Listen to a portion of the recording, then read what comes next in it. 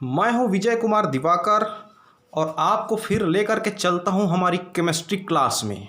आज हम एक मज़ेदार टॉपिक पर बात करेंगे। आप देख पा रहे होंगे स्क्रीन पर रदरफोर्ड का परमाणु नाभिकीय मॉडल।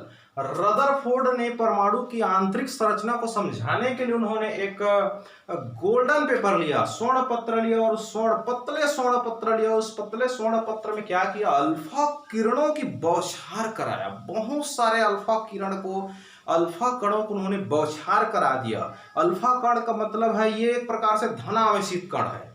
अल्फा कण एक रेडियो एक्टिव विकिरण है। उस रेडियो एक्टिव विकिरण को अल्फा कणों का बौछार करा दिया, बम्बार्ड करा दिया कई लाख किरण को। ये अल्फा किरण कैसा था, ये धनात्मक आवेश वाला कण था। जब उन्होंने गोल्ड पेपर पर बौछार कराया तो उनको मुख्य रूप से 3 बातें पता चला।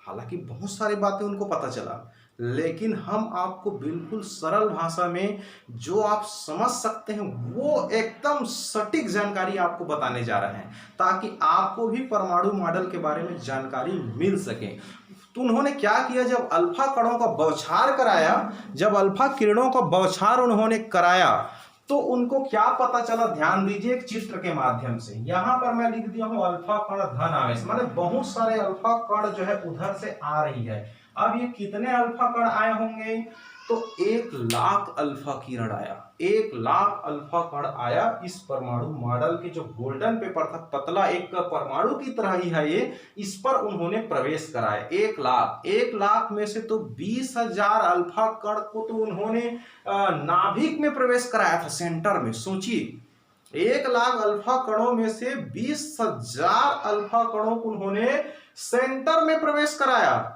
और मजे की बात यह है कि 20,000 अल्फा कण जब उन्होंने सेंटर में डाला तो उसमें से मात्र एक अल्फा कण, एक अल्फा पार्टिकल, एक अल्फा रेडिएशन जो है बीच में से टक्कर होकर के वापस अपनी मार्ग में चला गया। सोचिए 20,000 अल्फा कण में से एक वापस चला गया। इसका मतलब आप बताइए, आप सोचिए कि अल्फा कण सेंटर से टकरा के वापस क्यों गए अपनी मार्ग में। मैंने बताया कि अल्फा कण कैसा है, धन आवेश युक्त है।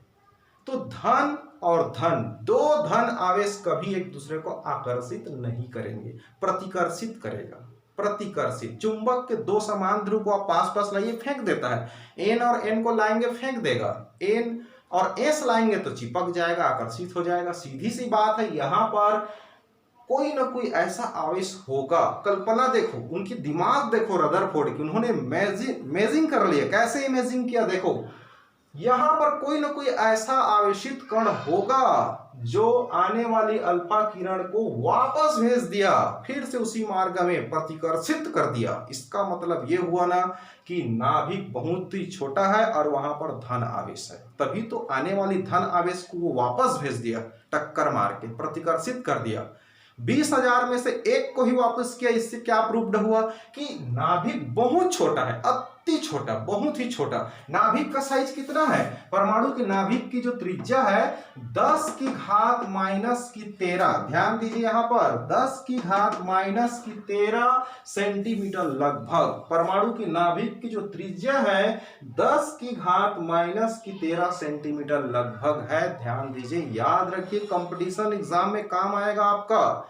कक्षा 12वीं में तो काम आएगा ही, बोर्ड एग्जाम में तो काम आएगी, साथ ही आप जेई दिलाएंगे, जेईई का एग्जाम दिलाएंगे, नीट का परीक्षा की तैयारी करेंगे आप। अगर आप सीबीएसई के स्टूडेंट हैं, एनसीईआरटी के स्टूडेंट हैं, तो डिफिकल्ट क्वेश्चन भी उसमें पूछते हैं, घुमावदार।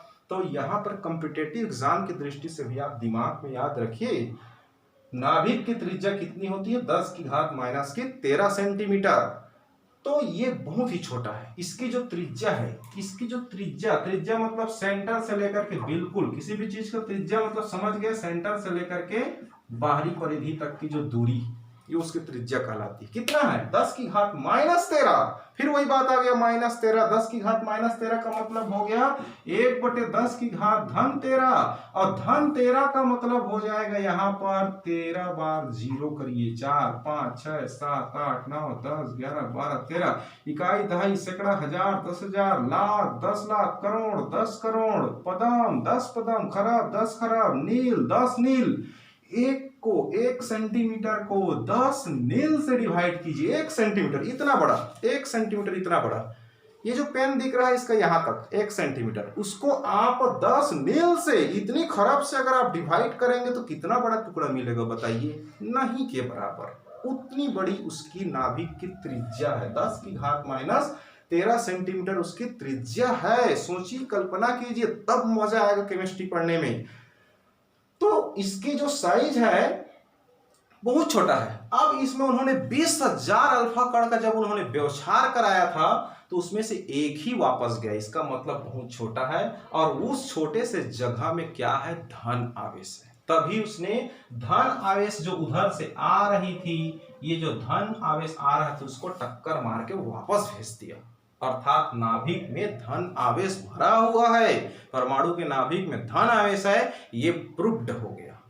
अब दूसरी बात, कुछ अल्फा किरण जो है सीधा पार हो गया, सीधा नाभिक से थोड़ा दूर से होते हुए कुछ अल्फा किरण सीधा पार हो गया। इसका मतलब यह हुआ कि नाभिक से थोड़ा बाहर, थोड़ा दूर, एकदम बाहर नहीं, नाभिक से थोड़ा दूर कोई ऐसा जगह है जहां कुछ नहीं है, ना तो वहां इलेक्ट्रॉन है, न ही प्रोटॉन है, और न ही न्यूट्रॉन है। बिल्कुल खाली जगह हो सकता है, खाली जगह होगा तभी वहां पर से अल्फा किरण बिना विचलित हुए पार हो गया, सीधा एक क्रॉस हो गया, पार हो गया। इसका मतलब दोस्तों आप समझ गए होंगे, नाभिक से थोड़ा दूर बाहर बिल्कुल खाली होगा। परमाणु में नाभिक से थोड़ा दूर बाहर बिल्कुल खाली होगा, तभी वहां से अल्फा किरण पार हो गया। अर्थात उस खाली जगह को हम लोग नोडल प्लेन कहते हैं, एक रिक्त कोश कहते हैं, एक ब्लैंक सेल कहेंगे उसको। देखिए कुछ अल्फा किरण की बात करते हैं जो किनारे से होकर के जाती है। ये देखिए जो किनारे में बम्बार्ड कराया गया, किनारे जो बम्बार्ड कराया गया, ये अल्फा किरण आ रही इधर से, ये मुड़ गया, देखो यहां से ये मुड़ जाती है, ये विचलित हो गया, डेविएट हो गया, अपने रास्ता बदल दिया, और रास्ता बदल करके ये बाहर की तरफ थोड़ा मुड़ गया है, बाहरी आवरण की तरफ, बाहरी कक्षक की तरफ मुड़ गया। क्यों मुड़ा? हो सकता है यहां पर बाहरी जगह में कोई ना कोई ऐसा पार्टिकल होगा, ऐसा कण होगा जो इस धन आवेश वाले को खींच रहा होगा, ऐसा रदरफोर्ड का मानना है। सोचिए यहां पर बाहर में कोई ऋण आवेश युक्त ऐसा कण होगा जो इधर से आने वाली धन आवेश युक्त अल्फा कण को अपनी तरफ खींच लिया, अपनी ओर खींच लिया। इसका मतलब यहाँ पर ऋण आवेशित कण है, तभी वो धन वाले को अपनी ओर खींचा। मैंने बताया कि अल्फा किरण में कौन सी आवेश है? धन आवेश। अब ये धन आवेश आते आते देखो यहाँ पर मुड़ रहा है। जब मुड़ रहा है किधर मुड़ेगा? कोई खींचेगा उसको। कौन खींचेगा धन आवेश को? ऋण आवेश। आप जानते हैं ऋण और धन आवेश विपरीत आवेश है, एक दूसरे को आकर्षित करेगा, अट्रैक्ट करेगा। तो इस धन आवेश को यहाँ पर कोई खींच रहा है, अर्थात नाभिक के बाहरी कक्षक की तरफ हम जाएंगे, बाहरी कोश की तरफ जाएंगे तो वहां पर कोई ऐसा कण होगा जो ऋण आवेशित होगा, तभी वो धन आवेश युक्त कणों को क्या कर रहा है? अपनी ओर खींच रहा है। ये प्रूव्ड हो गया। अर्थात नाभिक के बाहरी कोशों में क्या पाया जाता है? ऋण आवेश युक्त कण पाया जाता है, जिसे जे थॉमसन ने आगे चलकर उसका रिसर्च किया था। वो इलेक्ट्रॉन हो गया, वही इलेक्ट्रॉन है जो बाहर जो ऋण आवेशित कण है, वही इलेक्ट्रॉन है जो उधर से आने वाली अल्फा किरण को खींच लिया। ये प्रूव्ड हो गया कि परमाणु के नाभिक में धन आवेश युक्त कण है जिसे प्रोटॉन कहते हैं, और इसके बाहरी तरफ बाहरी कोशों में ऋण आवेश युक्त कण है जिसे इलेक्ट्रॉन कहते हैं, जो अल्फा किरण को खींच लिया था। ये प्रूव्ड हो गया। इस तरह से रदरफोर्ड ने परमाणु मॉडल के माध्यम से बताया कि इसका नाभिक बहुत छोटा है, जिसमें धन आवेश युक्त कण पाए जाते हैं जिसको प्रोटॉन कहते हैं, और उसके पास में एक जीरो आवेश वाला जो कण होता है उसको न्यूट्रॉन नाम दिया। इस तरह से न्यूट्रॉन, हालांकि अलग अलग चैडविक और न्यूटन अलग अलग साइंटिस्टों ने दिया, लेकिन कण की शुरुआत तो पता चल गया कि प्रोटॉन के पास न्यूट्रॉन भी है। दूसरी बात, बाहरी कोशों में कौन सी कण है ये पता लगा लिया रदरफोर्ड ने कि बाहरी कोशों में जो कण है वो कण है ऋण आवेशित कण जो इलेक्ट्रॉन कहलाता है। जो कि अल्फा किरण को अपनी ओर खींच लिया। तो ये बातें निकल करके यहाँ पर आई। दूसरी बात, यहां से अगर हम यहां तक की दूरी की बात करें, परमाणु की जो त्रिज्या है उसकी बात करें यहां पर, तो परमाणु की त्रिज्या होती है दोस्तों 10⁻⁻8 सेंटीमीटर। ध्यान दीजिए 10⁻⁻8 सेंटीमीटर अप्रॉक्सीमेटली। तो यहां पर परमाणु की त्रिज्या होती है 10⁻8। फर्क है देखो, नाभिक की त्रिज्या और परमाणु की त्रिज्या दोनों में फर्क है। नाभिक की त्रिज्या 10⁻13 है और परमाणु की त्रिज्या 10⁻8 सेंटीमीटर है। देखिए यहाँ पर परमाणु की त्रिज्या बड़ा है, स्वाभाविक है, डायग्राम से भी आपको बड़ा लग रहा होगा।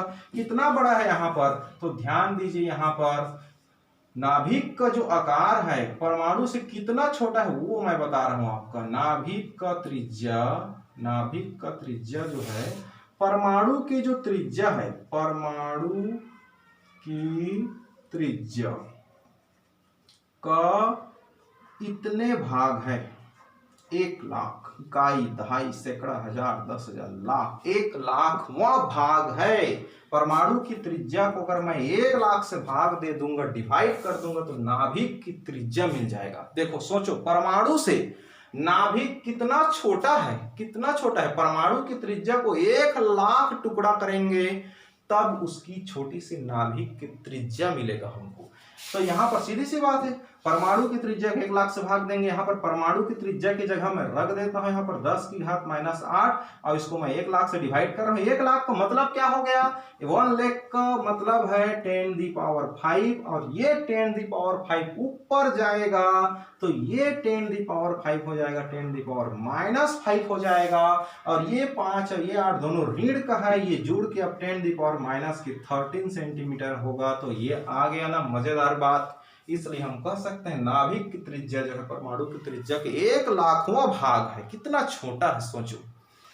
चलिए ये तो आप स्क्रीनशॉट ले सकते हैं रदरफोर्ड मॉडल का। हालांकि आपको नोट्स मिल जाएगा डिस्क्रिप्शन बॉक्स में, आप लोग निश्चिंत रहिए। मैं आप लोगों को केमिस्ट्री की बेसिक जानकारी बता रहा हूँ, फिर आपकी कक्षा 12वीं के आईएमपी सवाल का वीडियो बताऊंगा आप लोग को। मोस्ट आईएमपी परीक्षा में आने लायक कई सैकड़े सवाल आप लोग को मैं बताऊंगा, जिसका वीडियो समझाते हुए बिल्कुल आप मजेदार आनंद लीजिएगा और समझ के आप एग्जाम हॉल में बैठिएगा, बिल्कुल आपका पेपर 100% बनेगा। तो ये आपको लिए केमिस्ट्री का एक बेसिक है, क्योंकि इसमें 11वीं के भी बच्चे इसको वीडियो को देख रहे हैं, 12वीं का भी देख रहे हैं। तो जब तक आपके पास बेसिक नॉलेज नहीं रहेगा केमिस्ट्री का, बाकी आप आगे पढ़ने का कोई फायदा नहीं होगा। इसलिए बेसिक नॉलेज को पढ़ते हुए मैं आप लोग को बिल्कुल, ये शुरुआती वीडियो है हमारा, बेसिक नॉलेज को पकड़ते हुए मैं आप लोग को बिल्कुल विस्तार से डीपली अध्ययन कराऊंगा। चलिए एक छोटा सा यहाँ पर बात करते हैं, इलेक्ट्रॉन किस तरह से रोटेट करता है इसके बारे में आप लोग को बता रहा हूँ, इसको बिता रहा हूँ।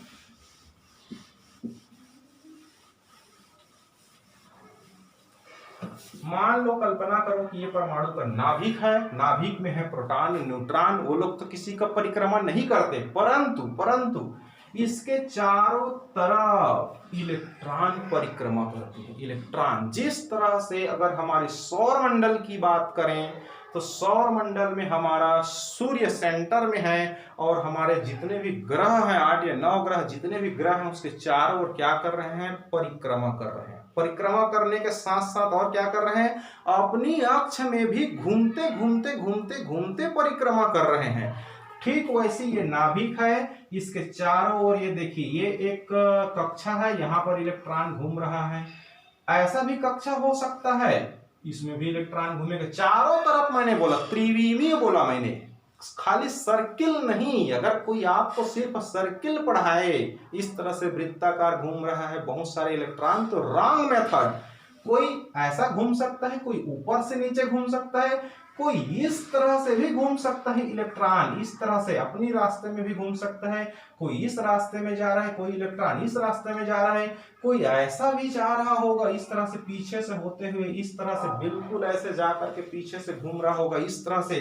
तो नाभिक के चारों तरफ कोई ऐसे घूम रहा है, कोई ऐसे घूम रहा है, कोई ऐसे घूम रहा है, हर एंगल से घूम रहे हैं इलेक्ट्रॉन लोग। लेकिन जिस रास्ते में इलेक्ट्रॉन घूम रही है, वो सारे रास्ते को, उस पथ को हम लोग कहेंगे कक्षा। ये कक्षा है, याद रखेंगे, ये ऑर्बिट कहलाती है, ये ऑर्बिट है, ऑर्बिट।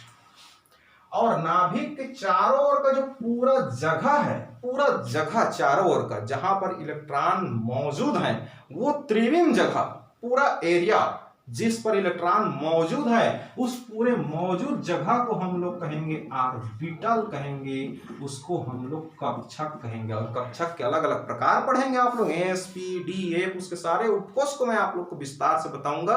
बस आप हमारे चैनल पर बने रहें। इस तरह से प्लस के चारों ओर इलेक्ट्रॉन जो है इस नाभिक के चारों ओर, प्लस का मतलब धन आवेश, नाभिक के चारों ओर इलेक्ट्रॉन जो है घूम रही है। इसका आप वीडियो देख करके अंदाजा लगा सकते हैं यहाँ पर कि कोई इलेक्ट्रॉन पीछे से घूम रहा है, कोई अगल बगल से घूम रहा है, कोई इस तरह से घूम रहा है, कहा नहीं सकते। ये इलेक्ट्रॉन माइक्रोस्कोप से आप देखोगे तभी आपको इमेजिन होगा, लेकिन आपको इस तरह से इमेजिन लेकर के चलना पड़ेगा, तब केमिस्ट्री पढ़ने का मजा आएगा। तो बहुत मजेदार क्लासेस है ये।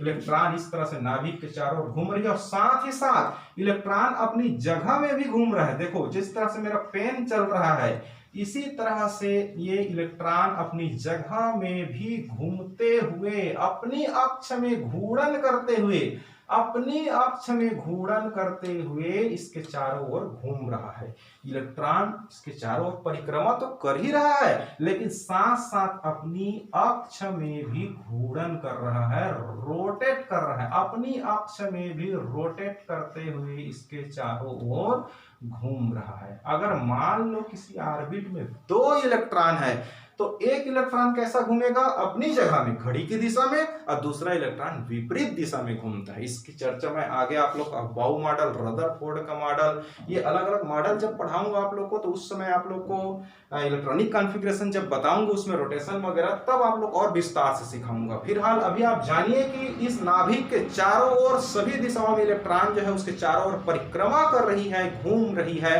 और साथ ही साथ अपनी अक्ष में भी, अपनी जगह में भी घूर्णन करते हुए उसके चारों ओर क्या कर रही है, घूम रही। ये बात बिल्कुल आप सीख जाइए आज से। तो जिस पथ में वो घूम रहा है वो उसका ऑर्बिट कहलाता है, कक्षा कहलाता है, इसको एन से दर्शा देते हैं।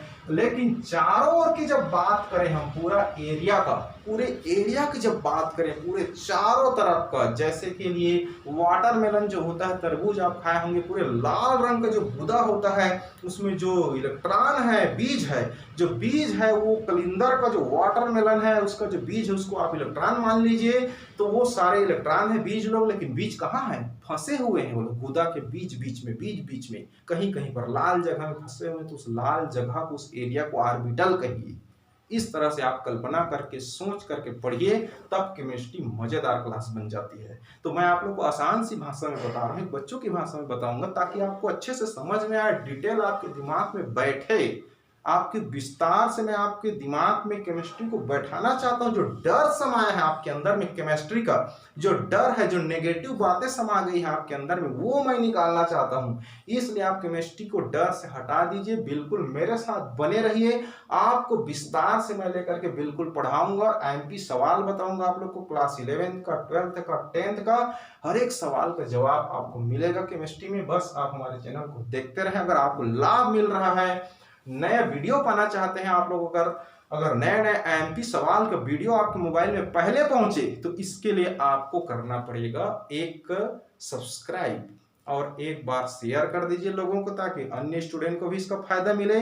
माँ सरस्वती की कृपा आप पर बनी रहे, आपकी दुआएं हमको मिलता रहे। तो दुआएं देने के लिए आप हमारे चैनल को लाइक कर दीजिए, सब्सक्राइब कर दीजिए, ताकि हमारी ऊर्जा और बढ़ जाए। आपके लिए नए नए एमपी सवाल का हम वीडियो आपके मोबाइल में पहले भेज सकें, इसके लिए आप हमारे चैनल को सब्सक्राइब कीजिए। थैंक यू सो मच दोस्तों।